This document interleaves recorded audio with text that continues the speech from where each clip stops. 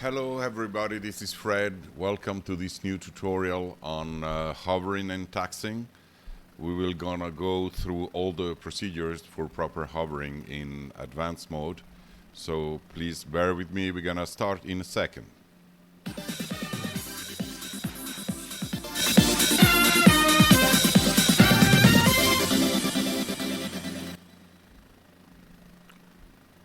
Okay, so we are in a new scenery today. I downloaded a training field. You can also download if you want to follow through with the tutorials gonna do in the next videos, or you can do whatever I'm doing in any airport in Microsoft Flight Simulator. So I'm using this helicopter training pack in Iceland. So this was made by my friend John, aka Rotosim Pilot, and I'm gonna link the Discord channel below this video so you can join us. There is a very nice community of people that have been doing helicopters for over 1 year now using the MSFS plugin, and you really want to be there to ask questions and get together with other people interested in helicopters in Microsoft Flight Simulator. There is another plugin I've downloaded and installed for this course, which is this input viewer. Input viewers will allow you to see your inputs. So I thought this is useful, and actually it was one of the friends at the Discord channel, which is the developer of that, and he just updated it for helicopters. So if you ever want to see what your input is doing while you're flying, please use that. And so let's go back to Microsoft Flight Simulator. As I said, I'm in this scenery, it's in Iceland, and I'm in my helicopter. And you see here, I've enabled the input viewer on the bottom right. Once you install it, you have this small icon that appears. If it doesn't appear, just go into your rig here, and you'll find it down here, input viewer, and you just enable it. So hovering. Theory, what's going to happen when you hover in a helicopter? Well, it's going to happen, well, there is a number of things that happen. First of all, you're just increasing your collective, and your collective, you're going to see it here, it's at 0 now. So as I will be lifting my collective, I'm not going to lift it all the way up. You will increase the torque of the main rotor. The torque of the main rotor is, so the main rotor is the one on the top. The torque of the main rotor will have the helicopter spin in the opposite direction, because especially imagine a body floating in the air. As you apply torque in one direction, the helicopter will spin in the other direction. What direction will it spin will really depend on the helicopter type. Most of helicopters will have a counterclockwise rotor, so the helicopter will spin clockwise in reaction to the torque from the main rotor. Other helicopters, and especially European ones such as the Cabri, which you have here, have a clockwise rotor, so the helicopter will spin counterclockwise. Now, what happens when you spin in one direction? If to counter that, you will use your pedals, which you will see here, always on the bottom right. As I'm using my pedals in my joystick, I am adding, let's say, collective to my tail rotor, so it will compensate for this rotation by making the helicopter rotate in the other direction, and so you will have your heading that stays straight. But what happens as well is that as the tail rotor is a propeller, it will tend to have the helicopter drift sideways. We're gonna see that in a second. I'll just, you will see me flying. So first of all, in order to do this course, you really wanna change your settings from the previous lessons. Go into, sorry, not the general options, in the assistance options here, and in the piloting, you remember we had enabled assisted tail rotor and assisted cyclic. I suggest you turn them off, otherwise it will be extremely easy to hover, just because the assistance will make you hover in a proper way. I tried to take out just the tail rotor and, the cyclic and leave the tail rotor on, but the assistance is not really realistic. It just makes it jump all the way. It just goes in steps, which I think is not ideal. So I will just put both of them off and for this lesson. So I'll resume here and I'm go inside my helicopter. I have my input viewer here, so I think we're all set for the first hovering. Look at this control here. As I'm increasing the collective, you see two needles. One is for the collective, and the other one is for the actual engine power, let's put it this way. The way helicopter works is you have a governor horn. I will make a course on startup of the Cabri in the next lessons, and you will see, but basically the governor will look at the rotor RPM and try to keep it at 100% automatically, so you don't have to manage the power. In older helicopters, such as the Bell 47, and even in modern helicopter, you can turn off the governor and manage the power yourself. This is something you do during your training, and but this is a little bit more of an advanced feature. I will not explain it here. So let's get into a hover and see how I fare.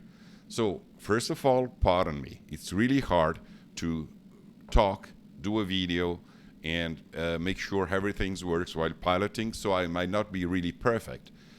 But, well, if you're silent and things, you should be able to hover properly in Microsoft Flight Simulator. So I'm increasing the collective slowly, and my cyclic is at 0. And I mean, in a real helicopter, you start seeing that your skids are drifting sideways. Okay, you see I'm kind of drifting sideways. Okay, you see now it's turning counterclockwise. Remember, we are in a European helicopter, so the rotor spins clockwise. So as I'm lifting the collective, I'm gonna start adding a little bit of pedal. You can see that in the bottom right of the screen. This is my pedal control I'm moving here. So I'm lifting my collective and I try to keep my nose straight. I'm looking at that cruise ship far away to have a reference, okay? And so I'm now hovering, and the helicopter, if you look at the controls, I'm hovering and keeping an attitude where my skid is a little bit down on the right side, because I am compensating for the side translation led by the tail rotor. Okay. So here I am hovering, and I'm keeping this direction steady, as you see, and I try to keep it in place. Try to do this as an exercise to practice your hovering. You want to also keep your altitude. So what happens is that as you change the power required by the pedals, the helicopter will tend to sink if you use more pedal propulsion, and to lift if you don't. So if I do that, at least in real helicopters, let's see if it's properly modeled here, it should sink a little bit if I'm using the right pedal, which I don't see doing much, but okay, that might be dependent on the flight model. And if I go the other way, so if I let go my pedals, you see it starts spinning immediately. And this is the main rotor torque that makes me spinning. Okay, so from hovering, what you want to do is taxi, and we're going to do that now. So I'm going to try to taxi to some place. Let me see, maybe not far away. I don't want to be this lesson to be too long. I'm hovering at about 10 feet above the ground, I think, and which is 10 meters, and I'm going to go to the beginning of the sorry, I can't find the word, the lane, yeah, and try to hover over this 8 thing and land there. As you see, what I'm doing now, I'm really moving slow. You remember from previous course the translational lift. So when you taxi an helicopter in an airport, you want to be really going slow, otherwise you'll start picking up altitude due to the translational lift. So you want to stay below 10 knots, 15 knots. This is where the translational lift will start to pick up. And I'm gonna get there to my, I'm gonna point to the 0 thing and try to stay in a stable hover over there. Okay, as I'm getting close, you see I'm just adjusting. If you look at my cyclic bottom right, you'll see I'm doing a lot of small adjustments all the time, and I'm trying to hover there. Once I'm stable and I see, okay, I'm not moving forward, I'm just start to go down, you'll see my right skid going down first, and then the left skid. Okay, I should have kept the heading more, aligned, but this is good enough. And now I'm gonna taxi back to my initial location. So I'm lifting my collective while adding a little bit of right pedal to anticipate the torque. You see here, I'm looking at this mountain far away to have a proper direction. I'm looking out as well as at my screen at the same time to have reference inside and outside the helicopter. Just look far, don't look at those lines. I'm looking away at the mountains and try to keep it in the same position in the screen. I'm gonna do a left turn here, always in taxiing, and I'm gonna taxi back to the location I was. And this will be the end of this video. So to taxi, I'm gonna put a little bit my cyclic forward. Now don't want to go that fast, so I'm just quickly recovering my horizontal position, and I'm moving a little bit forward. So I'm really walking. It's a walking or fast walking pace you want to have when you taxi with a helicopter. I know it looks slow, but this is the way it has to be.